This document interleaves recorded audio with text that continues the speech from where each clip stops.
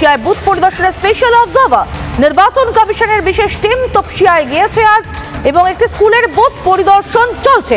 তপসিয়া থেকে সৈকত রয়েছে আমাদের সঙ্গে ইন্দ্রাশিস, আমি সৈকতের কাছে চলে যাব। সৈকত, কি ছবি উঠে আসছে এই তপসিয়া থেকে? রাজ্য অর্থাৎ সিইও দপ্তর, সেই সিইও দপ্তরের বেশ কয়েকজন আধিকারিকরা এই গাড়িতে করেই কমিশনের স্পেশাল অবজারভার মুরুগান তিনি এসেছেন এবং এর পাশাপাশি তাদের অন্যান্য সদস্যরা, সিইও অফিসের বেশ কয়েকজন আধিকারিক তারাও এসেছেন। মূলত এই যে স্কুল, এই অওলাদ হোসেন ইসলামিক একাডেমি, এই স্কুল প্রতি বছর ভোট গ্রহণ কেন্দ্র হয়, পোলিং স্টেশন।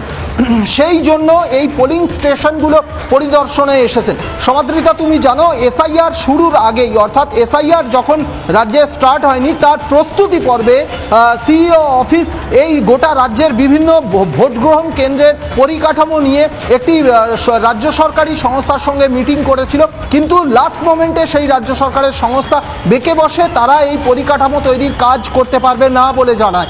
সেই জন্যই কিন্তু কমিশনের এই স্পেশাল অবজারভারদের টিম রাজ্যের সর্বত্র এই যে পোলিং স্টেশনগুলি রয়েছে সেই পোলিং স্টেশনগুলো পরিদর্শনে বেরিয়েছেন, আগামী দিনে আরও বেরোবেন। তার কারণ হলো ভোট গ্রহণ কেন্দ্রগুলোর অবস্থা।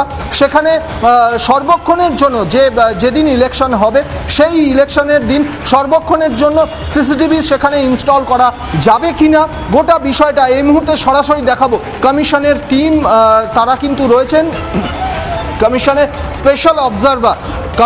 স্পেশাল অবজারভার তারা এই মুহূর্তে এই যে পোলিং স্টেশন বা তপসিয়া এলাকার এই যে স্কুল, সেই স্কুল থেকে তারা পায়ে হেঁটে পার্শ্ববর্তী এরিয়ায় পরিদর্শনে যাচ্ছেন। সরাসরি দেখাচ্ছি আমরা, রিপাবলিক বাংলা এক্সক্লুসিভ দেখাচ্ছি।